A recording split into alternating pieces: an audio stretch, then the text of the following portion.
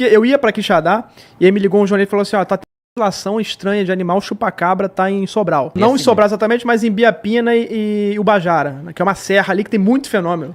Com um agricultor com a perna totalmente queimada. O fenômeno jogou uma luz nele, teve a queimadura de 3º grau na perna do cara quase no osso. E aconteceu lá no Piauí. É ilusão a gente achar que começou agora, na década de 40, e quando começou a energia nuclear, até começou mais, outros tipos, naves, né? Então. Mas o fenômeno em si, quando a gente coloca fenômeno, é tudo isso, né? Tudo isso que aparece, seres que aparecem diferentes, não importa, luzes, né? Isso sempre apareceu. E relatado na Bíblia, seja nos hindus, islamismo, depois a gente pode abordar melhor isso. E cada população, de acordo com a tua religião, com a tua cultura, vai chamar de um nome. Exatamente. Isso atrapalha muito, porque às vezes assim, eu falo pra você assim, pô, eu sou islâmico, pra mim isso aí é um djinn, é um gênio. Aí você é católico, você fala, pô, pra mim é um demônio. E eu não falo contigo, não troco ideia com você, porque pra mim é outra coisa. O É uma pessoal coisa da Umbanda pra Umbanda tem lá um Exu, sei lá. Então, assim, e cada um tem uma interpretação, um nome e uma interpretação, né? E aí, como a minha é diferente da tua, a gente não conversa e eu ainda fico xingando você porque eu acho que você tá vendo coisa. E eu não, eu tô vendo, coisa mesmo e você tá mentindo. Porque a tua cultura e a religião é outra. Então, assim, o fenômeno sempre apareceu, ele só tá mudando de nome. A gente tem que parar, quebrar essas paredes de ficar prestando atenção em nome e prestar atenção, sim, no como o fenômeno atua, o que ele faz com as pessoas, como ele se apresenta e etc. Deixa eu contar umas histórias aqui lá do sertão. Então, eu nasci lá no sertão de Canidé. É um distrito, o nome correto é distrito. Saindo de Canidé em direção a um município chamado Santa Quitéria, e tem um lugar chamado Caiçara, que é já na rodovia, hoje em dia é asfaltada, né? Aí você pega, indo para Canidé, Santa Quitéria, você pega para a esquerda, aí tem um lugar chamado Santana do Cal. É uma mina de cal, para fazer o cal, né? Aquela pedra que você faz o cal para fazer tintas, pintar a parede e fazer esse negócio todo. Usar em concretagem também, em cimento. Desse local lá para casa é deserto, não tem uma alma viva. Aí tem uma serra e tem um vale. Eu já falei que eu moro dentro do vale, eu nasci dentro do vale. Eu cercaio 360 assim de elevações, né? E tem um ponto de elevação chamado Arirão, quem é do Ceará conhece, quem é daquela área ali pertinho de mim conhece. E é bem alto, é uma pedra bem destacada e muito bonita, por sinal. E tem as histórias que eu vou contar algumas aqui. E nem sei se esse cidadão que nasceu, que eu nasci lá junto com ele, chamado Bidu.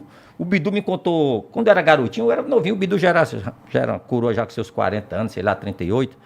E o Bidu, ele tinha uma bicicleta que tinha um dínamo, que é aquela farolzinho. E ele sempre fazia a viagem lá da Santana, dessa mina, lá para onde a gente morava, porque dá 6 quilômetros, 5 quilômetros e meio, alguma coisa assim. E uma dessas viagens, dessa vinda, ele de madrugada, quando ele estava passando num lugar chamado Buqueirão. Quem é de Canindé vai saber aí, quem é de São Serafim, Santa Luzia, Carnaúba. Meu amigo Zé Cláudio, boa noite. Nasceu e criou-se comigo ali no Ceará, ali no terreno chamado Santa Luzia, a fazenda nossa que a gente tem por lá, os terrenos. Era muita história. E o Bidu descendo essa ladeira lá, saindo porque é o seguinte, é uma planície aqui, ó, do lado, lá da mina do Cal. Aí você sobe a serra, desce, aí a planície está um pouquinho mais... Esse local do lado de lá da Santana está um pouquinho mais alto, e lá em casa, do outro lado da serra está mais embaixo, é mais ou menos isso aqui, ó. Dois planaltos, dois planícies diferentes ali, cercados, né? Lá de cá não tem serra, mas lá onde eu moro já é tudo cercado.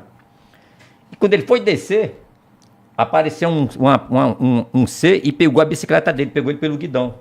E o Bidu só anda com uma faca. E o Bidu não tem medo de porra nenhuma, que esse Bidu. E ele estava em cima da bicicleta? Ele na bicicleta. E ele, apareceu uma pessoa e pegou no guidão e segurou ele. Aí ele fez aquela oração dele lá, e o que ele fez? Como ele não ficou com medo, ele puxou a faca e sapecou a faca nesse ser. Ele falou que deu umas 14. Ele falou que o cara continuou olhando para ele assim. Aí quando ele viu que não era um ser humano, era uma alma, que ele falou, aí ele desesperou, cara. Ele falou que desceu na ladeira, ele falou que passou por cima de pedra, pau e chegou assombrado. Aí noite ele contou pra gente, né? Contou lá, foi lá em casa, contou. Foi lá em casa que ele foi, sempre papai era qualquer coisa de alma lá em casa, porque é tipo assim, sempre tem aquele morador que é o tipo xerife lá da área, né? Que no caso era meu pai lá na época lá.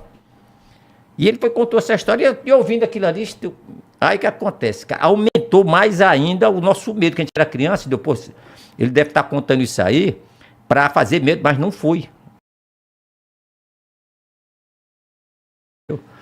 E muito estranho. Outro cenário lá. Tem um camarada já faleceram, 2 irmãos, chamados Nogueira, família Nogueira. O cara rico. Canindé das festas. Eu me vi de madrugada, ele era um cara que tinha carro, uma picape na época, acho que era um F1000, sei lá, uma picape da época da década de 80, 86, 87.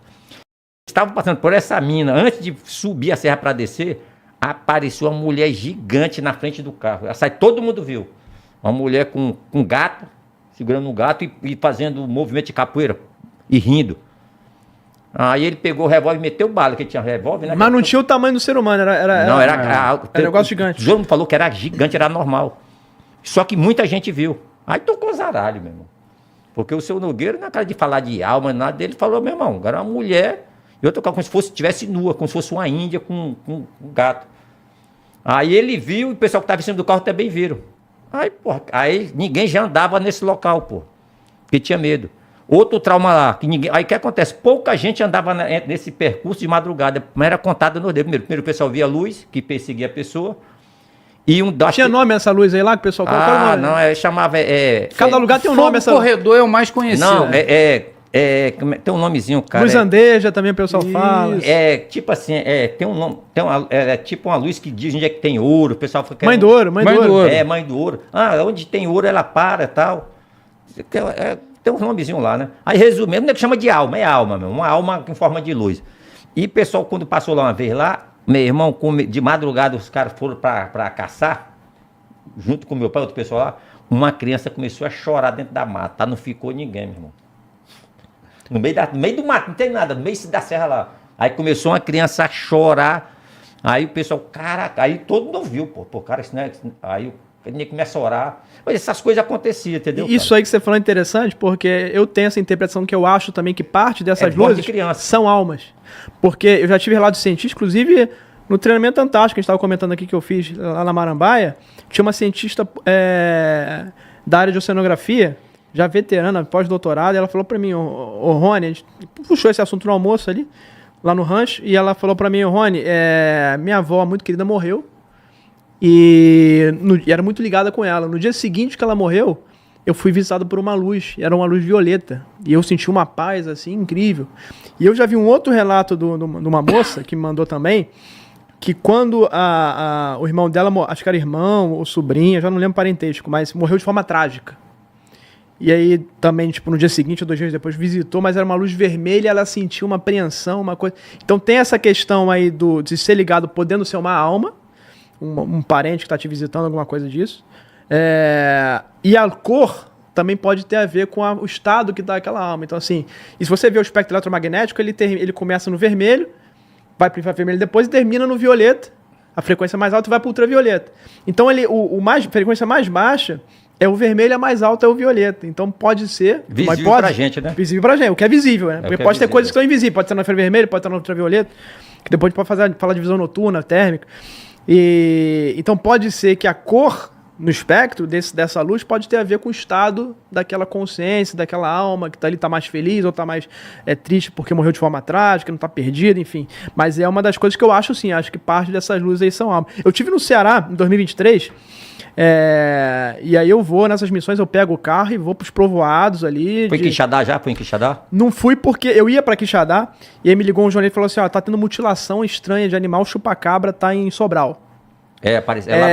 Não em Sobral exatamente, mas em Biapina e Ubajara, que é uma serra ali que tem muito fenômeno. Serra de Biapina, Serra de Ubajara, ali tem muita coisa ali. Deixa eu te falar, como você falou de Operação Prato, quando começou a Operação Prato 77, que eu nem sabia, eu vim saber disso depois já de velho, porque eu já era garotão já, vi meus 25 anos, 30, que eu fui saber sobre a Operação Prato.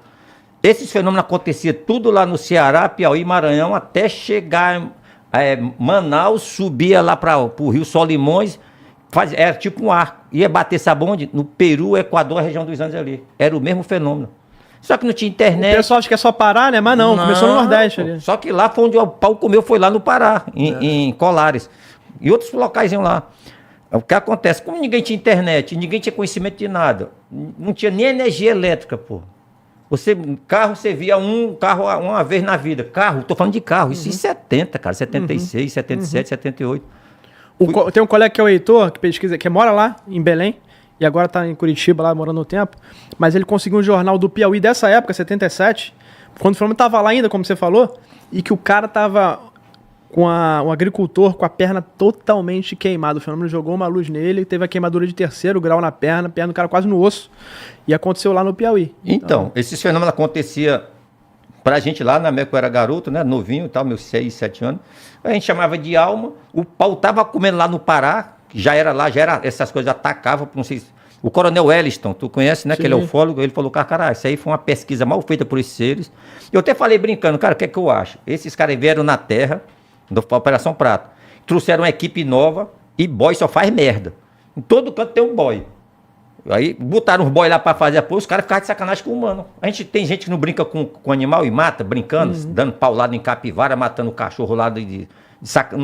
Mesma coisa eles fazem com a gente, cara. Eles têm superioridade eles têm o privilégio da invisibilidade, de manter o standoff, que é ficar distante de você. Alta velocidade, mudar de frequência e de eles brincam, que tu pode fazer com o humano? Nada. Eles brincam com a realidade, né? Fazem o que quiserem. A realidade deles pra gente é diferente, pô. Mas eu só fechando o assunto do Ceará, eu tava o Johnny ligou e falou, pô, vem pra cá que tá matando todos os porcos, o pessoal cria muito porco no Nordeste, né? Tá matando as criações de porcos aqui. Aí eu cheguei lá, em Serra de Biapina... Quando foi o ano? Qual foi o ano? 2023. Serra de Biapina e Ubajara acontece há muito tempo fenômenos ali, né? E aí tinha mais de 10 proprietários que tiveram porcos, aí o porco era assim, o porco era atacado, tudo escuro, ele só vinha no escuro, né? Era um fenômeno que não gostava de luz, se tivesse luz ele não ia. E aí todos os proprietários começaram a botar luz e acabou, né? Então ele só ia no escuro, e aí quando ele atacava o porco não gritava, ficava hipnotizado. O porco é um bicho que grita, parece um humano, grita, esperneia, luta. E o porco não fazia nada, o porco ficava como se fosse hipnotizado, congelado. Ficava paralisado, né? Paralisado, não fazia um barulho, não se mexia. E aí o bicho vinha, dava um furo, às vezes um furo no pescoço, um furo aqui na axila, chamam de pá, né, no ombro aqui, mais na parte interna, e tirava todo o sangue, sangrava o bicho. E às vezes cortava ele por dentro, assim, arrancava braço, tudo aqui, tirava coração e fígado e tudo limpo, seco, não tinha um espirro de sangue no chão, não tinha um pedaço pro canto, assim, quando fosse um animal desacerando, não tinha nada. E aí foi uma coisa lá que eu pesquisei que foi impressionante isso aí. Sobre as cores que você falou anteriormente, né?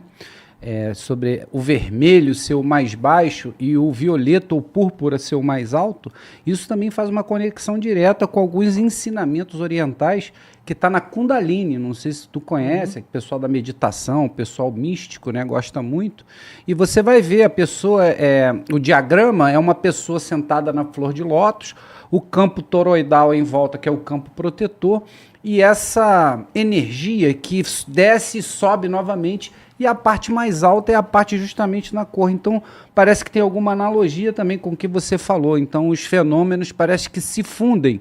Não só o fenômeno, como você disse, da aparição do ser ou da representação desse ser, né, da luz que ele emana ou coisa parecida, quanto também na cultura oriental, que fala exatamente isso. Tem fenômeno assim, que o pessoal gosta de botar tudo no mesmo saco, é OVNI, né? Mas dentro desse saco OVNI, tem fenômenos que parecem mais tecnológicos, naves e tal, e tem fenômenos que parecem mais espirituais, como almas e como esse tipo de coisa. E tem coisas que se misturam, por exemplo, há muito relato de luz e da luz sai um ser. Esses seres parecem, o pessoal chama de demônios, né? Híbridos. É um ser, metade bode, metade humano. Às vezes sai de uma luz. Às vezes vem uma névoa pesada, a névoa se adensa e dela forma um ser, por exemplo. Às vezes sai um ser de uma nave. Então tem vários tipos de fenômenos que a gente fica colocando no mesmo saco, mas a gente tem que avaliar cada um, porque pode ser coisas diferentes, inclusive, origens diferentes. Um pode ser uma alma, outro pode ser um ser extraterrestre, outro pode ser um ser de outra dimensão, outra realidade. Então pode ter várias explicações aí para esse fenômeno, né? Mas, e aí tá tendo agora casos de mutilação de animal em Alagoas, né? Eu tive lá em Alagoas essa semana passada. Começou lá perto do Rio São Francisco, perto de Arapiraca, lá em Alagoas, e o troço está subindo para o interior, chegando quase em Pernambuco, e agora já são 8 localidades afetadas por mutilação de animal estranho. Nesse mesmo esquema, faz furo, tira todo o sangue e vai embora. E eu estive lá e visitando, e em Craíbas, que é um epicentro lá desse fenômeno, já são 5 locais só nesse município que são afetados por esse fenômeno, e os proprietários estão em pânico, porque, lá não são fazendas enormes, são povoados pequenos, que o pessoal faz um cercado ali e coloca 6, 10, no máximo 20 cabras, 20 ovelhas, e aí tá ali todas as suas economias, né? Para conseguir alimentar, fazer crescer esse animal e vender depois, e reproduzir e continuar, perpetuar essa economia de pecuária pequena ali, né? De pequeno porte. E os